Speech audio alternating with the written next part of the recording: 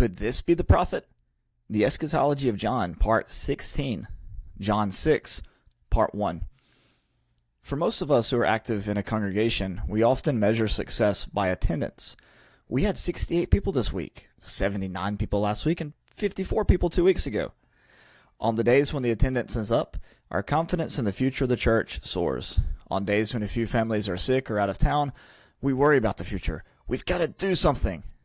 So when Jesus' ministry grows to the point where 5,000 of his beloved people were following him around the countryside, one would think it would be time to break out the wine and unleavened bread. It's time to celebrate.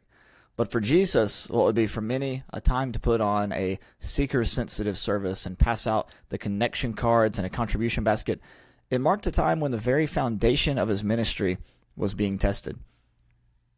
The customer is not always right.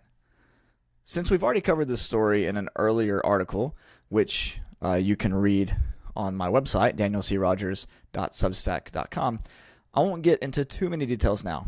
Instead, we'll skip to the end. After feeding the 5,000, the people looked around at each other and said, when the people saw the sign that he had done, they began to say, "This is indeed the prophet who has come into the world." John 6:14. They were referencing Deuteronomy 18, which says, I'll raise up for them a prophet like you from among their own people. I'll put my words into the mouth of the prophet, who will speak to them everything that I command. Deuteronomy 18:18. This idea would develop throughout Israel's history until the point where the people expected a new Moses to rise up to lead them on a second Exodus and restore the kingdom to Israel. So when the people, with their bellies full, began to make the connection between Jesus and Moses, it meant they were making some pretty major assumptions about the nature of Jesus' ministry. Without any conversation, Jesus simply walked away. When Jesus realized they were about to come and take him by force to make him king, he withdrew again to the mountain by himself. John 6:15. If you've ever worked in retail, then you might have heard the expression, the customer is always right. Of course, if you've ever worked in retail, then you know this claim is beyond ridiculous, and most of the time it's the furthest thing from the truth. So Jesus withdrew himself, but the people were quick to follow. A different kind of bread. When the people caught up with Jesus, they said, "Rabbi, when did you come here?" John 6:25. Jesus responded by questioning their motives. Jesus answered them, "Very truly I tell you, you were looking for me, not because you saw signs, but because you ate your fill of the loaves. Do not work for the food that perishes, but for the food that endures for eternal life, which the Son of Man will give you. For it is on him that God the Father has set his seal." John 6:26-27. Here Jesus offers his challenge. Would they continue to seek after Jesus because of their hope that he would fulfill their desires to be a king like all the other nations had? Or would they work for the imperishable food of a non-violent kingdom? At first, their response seems hopeful. What must we do to perform the works of God? But this could be taken in different ways. Are they asking how they can work for the food that endures for eternal life? Or are they asking for Jesus to teach them how to replicate the feeding miracle? We'll soon see what they were hoping for. Jesus told them that they could work the work of God by believing in the Christ. I take this to mean that Jesus wanted them to believe in the one who God sent, not the one they wanted God to send. That is, they should trust in Jesus as he is, not in what they wanted him to be. In their response to Jesus' explanation, we see that they were what they were after the whole time. They said to him, "What signs are you going to give us then, that we may see it and believe you? What work are you performing? Our ancestors ate manna in the wilderness, as it is written, he gave them bread from heaven to eat." John 6:30-31. When they compared Jesus to Moses, it wasn't because of the words he spoke, like Deuteronomy 18:18 says. Instead, it was because he gave them bread.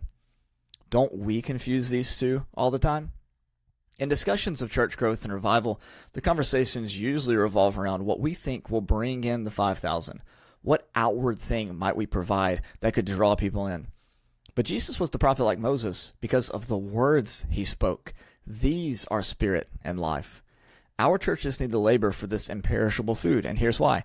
Your ancestors ate the manna in the wilderness and they died. John 6:49.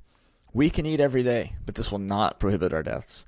Likewise, our churches can come up with the newest gimmick or campaign, but these things alone do not provide spiritual nourishment. But the people missed a major point in the Exodus story. It was not Moses that gave them bread. It was God. And now God was offering them a new kind of bread, the true bread from heaven. Sir, give us this bread. After Jesus tells them about an even better kind of bread he could offer the people, they immediately ask for it. As it often goes in John, they don't necessarily know what they're asking for. In John 4, the woman at the well asked for living water, and here the people ask for the true bread from heaven. Would they be able to accept the nature of the bread Jesus was offering? Would they, like the woman from Samaria, go and tell the world about this new kind of bread? First, let's see how Jesus defines this true bread of life. Jesus said to them, I am the bread of life. Whoever comes to me will never be hungry, and whoever believes in me will never be thirsty.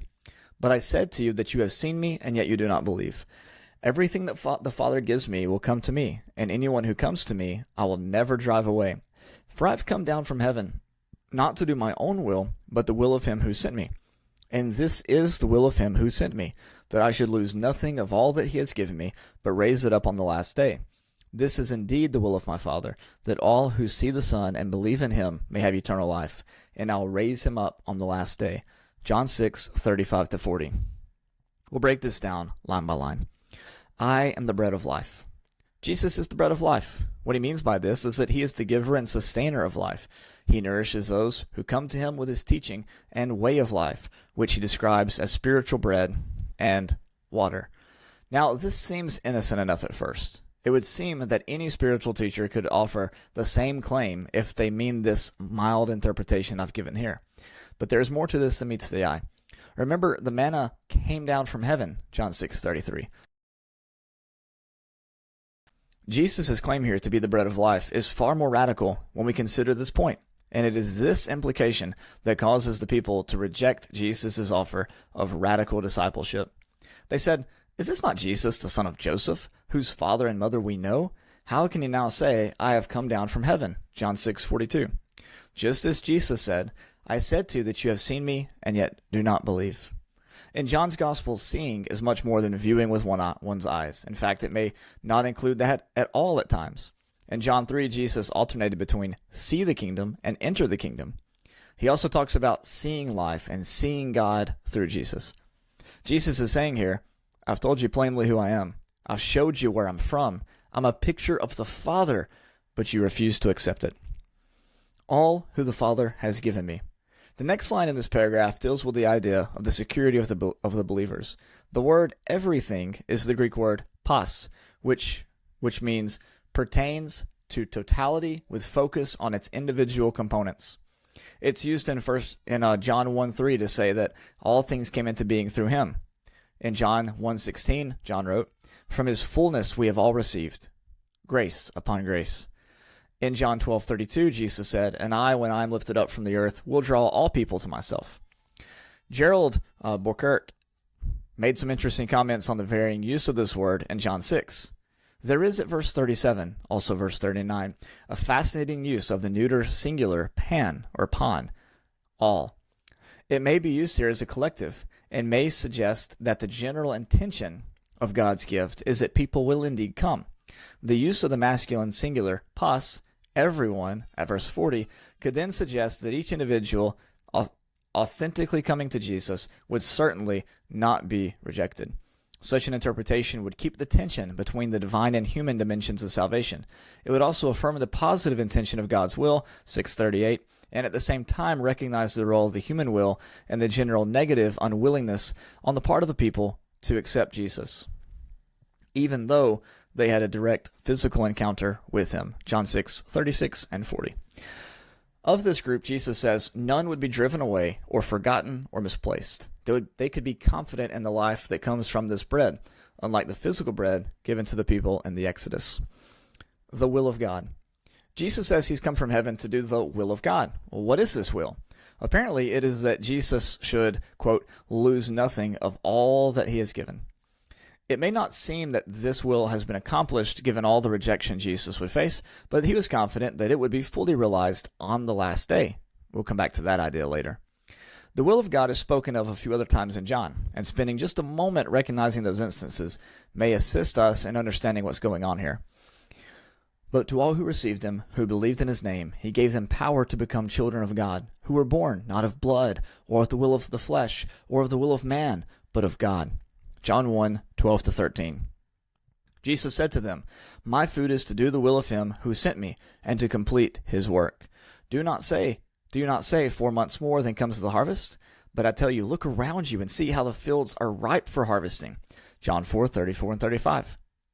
I can do nothing on my own. As I hear, I judge, and my judgment is just, because I seek to do not my own will, but the will of him who sent me. John 5:30. Each of these passages pertains to a resurrection to eternal life. Being born of above indicates a change from flesh to the spirit. See John 3:6, which is the function of resurrection. The harvest imagery in John 4 is intimately connected to themes of resurrection. And John 5:30 is said directly after John 5:24-29, that passage about the resurrection at the hour that is coming and now is. God's will manifested in Jesus is to offer the path of life to everyone. Not all accept this offer in this life, but those who do are given the right to become children of God. God's will is resurrection. I'll raise them up on the last day. When interpreting this text, it's important to keep in mind what we've already learned in John. The 2 hours of resurrection, the present hour and the coming hour, correspond to the hour of Jesus' death and the hour of the fall of the temple, the time when one would either worship on this mountain or on that mountain. In John's epistles, he said, it is the last hour, 1 John 2:18. This suggests to me that whatever we may think of the last day, it ought to be consistent with John's interpretation in 1 John 2:18. Where does this idea of a last day resurrection come from? Can we be sure this is the same thing being discussed in John 5:24-29? I believe so. If our understanding of John 5 is correct, then Daniel 12:2 serves as the foundation for Jesus' teaching on the resurrection. Notice this passage from the end of Daniel 12. But you, go your way and rest. You shall rise for your reward at the end of the days. Daniel 12:13. Some versions translate this end of the age, such as the New American Standard Bible, 1995 edition, and the Lexham English Septuagint. And I have no problem with this. In fact, it is quite convenient for me, given the connection between Daniel 12 and other key passages in the Synoptic Gospels. But it's important to point out that the expression end of the days in Daniel 12 specifically refers to the end of the, quote, 1,335 days that pertain to the abomination of desolation spoken of in Daniel 12:11, a passage cited by Jesus in Matthew 24:15. It was a resurrection that would happen, quote, when the power of the holy people is shattered, and a time of anguish would afflict the people. Daniel 12:1 and 7. There's another passage written by John that has a lot of these same themes. Let's check it out just briefly to end the article. In Revelation 11, the temple of God in the holy city falls, and its time of judgment would last 42 months. Daniel 11:1-3. This city is, quote, the city where also the Lord was crucified. Revelation 11:8. What would happen at this time, according to John? The seventh angel would blow the seventh trumpet, which is the last trumpet in the series, and a voice would say, the nations rage, but your wrath has come, and the time for the judging the dead, for rewarding your servants, the prophets and saints, and all who fear your name, both small and great, and for destroying those who destroy the earth. Revelation 11:18. Could this be a description of the last day resurrection? Could this be the time when Daniel would be raised? To me, this makes a lot of sense. We'll talk more about the last day in John 7, John 11, and John 12. But for now, we got to take a quick break and come back to John 6 next week. There is still a lot to cover. Thank you so much for listening to this audio. I hope that you'll consider the things we talk about here with a lot of prayer, with a lot of study, take notes, things like that. But until next time, hope you have a great week. God bless.